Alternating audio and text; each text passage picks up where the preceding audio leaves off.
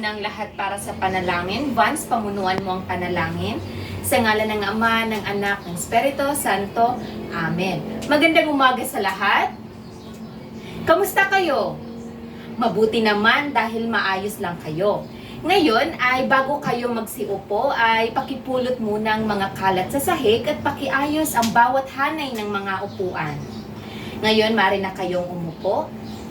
Tatawagin ko ang inyong mga pangalan at isasabihin lang, narito po teacher ko, narito. Ido, Castillon, Kangkang, Ritazo. Mabuti dahil walang lumiban sa klase. Ngayon, bago natin sisimulan ng formal na talakayan, ay magbabalik-aral muna tayo. Sino ang makapagbigay kung ano ang paksa na tinalakay nung nakaraang pagtitipon? Kangkang? Mahusay. Sino makapagbigay kung ano ang definasyon ng epiko? Castillon? Napakahusay. Nakita ko na naintindihan ninyo at naalala nyo pa ang tinalakay nung nakaraang pagtitipon. Ngayon, ang tatalakayin natin ay tungkol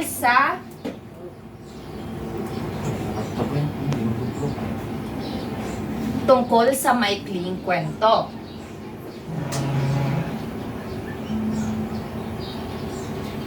Ido, pakibasa ang definasyon ng maikling kwento. Maraming salamat. Ngayon ay dumako naman tayo sa elemento ng maikling kwento. May tatlong elemento ang maikling kwento. Ito ay ang mahusay. Ngayon ay magsisimula tayo sa tauhan. Ang tauhan ang nakasentro mismo sa pangyayari. Mayroon din itong pantulong na tauhan. Ngayon ay dumako tayo sa tagpuan. Ang tagpuan ay isa sa elemento ng kwento kung saan at kailan nagaganap ang mga pangyayari. Sino makapagbibigay ng halimbawa nito? Ritazo? Napakahusay, Ritazo. Ngayon ay banghay. Pakibasa ng lahat ang definasyon ng banghay. Napakahusay. Ngayon ay ang bahagi ng banghay. Mayroong 5 bahagi ang banghay. Una ay saglit na kasiglahan, suliranin o tunggalian, kasukdulan, kakalasan at ang wakas. Ngayon ay ano nga ba ang saglit na kasiglahan? Una ay Jessica, basahin mo ang definasyon ng saglit na kasiglahan. Mahusay. Ritazo, magbigay ka ng halimbawa ng saglit na kasiglahan. Napakahusay. Ngayon ay dumako tayo sa kasukdulan, sa suliranin o tunggalian. Ito ay tumutukoy sa paglalabanan ng pangunahing tauhan at sumasalungat sa kanya at mayroon itong iba't ibang uri. Mubera, magbigay ka nga ng halimbawa ng suliranin o tunggalian. Mahusay. Ngayon ay ang kasukdulan. Ang kasukdulan ng isang maikling kwento ay ang pinakamataas na uri na kapanabikan. Ano nga ang halimbawa ng kakalasan? Napakahusay, mga bata. Ngayon ay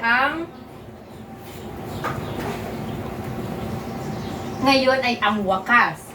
Pakibasa ng lahat ang definasyon. Maraming salamat.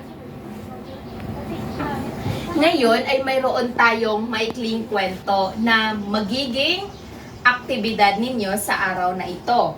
Ito ay isang pamagat ng maikling kwento. Ngayon ay ipapangkat ko kayo sa 3 grupo. Narito ang gawain sa bawat grupo. Unang pangkat ay tauhan. Ito ang hahanapin ninyo base sa pamagat ng kwento kanina. Base sa kwento na binigay kanina, hanapin nyo ang tauhan, tagpuan ng maikling kwento. Para naman sa pangalawang pangkat, saglit na kasiglahan at suliranin na tunggalian ng kwento. Para naman sa panghuling pangkat, kasukdulan, kakalasan at ang wakas ng kwento. Narito ang pamantayan.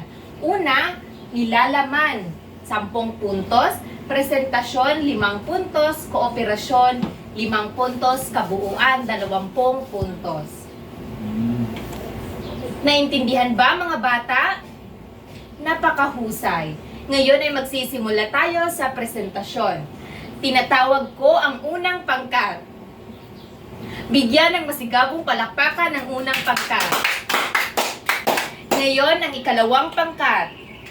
Bigyan ng masigabong panghuling pangkat. Bigyan ng masigabong palakpakan ang tatlong pangkat.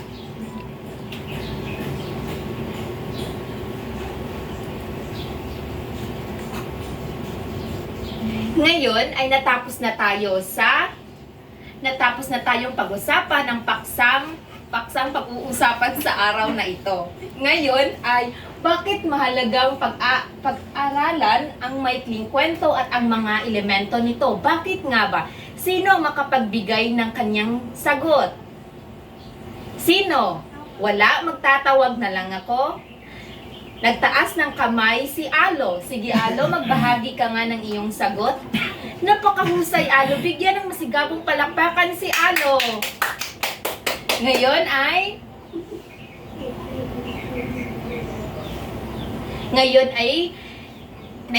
may katanungan ba patungkol sa paksa na tinalakay? Kung ganon ay dumako na tayo sa pagtataya. Kumuha ng isang kapat na papel, lagyan ng 1 hanggang 10 bilang. Next.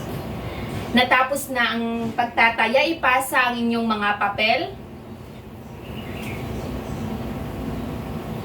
Ngayon ay mayroon kayong takdang aralin na ipapasa bukas. Ito ang panuto, pakibasa lahat. Mahusay. Ito ang hahanapin ninyo sa inyong takdang aralin. Ang script, ang aktor, dialogo, direktor, tema, entablado at ang yugto. Ngayon ay natapos na tayo sa talakayan. Maraming salamat sa inyong pakikinig.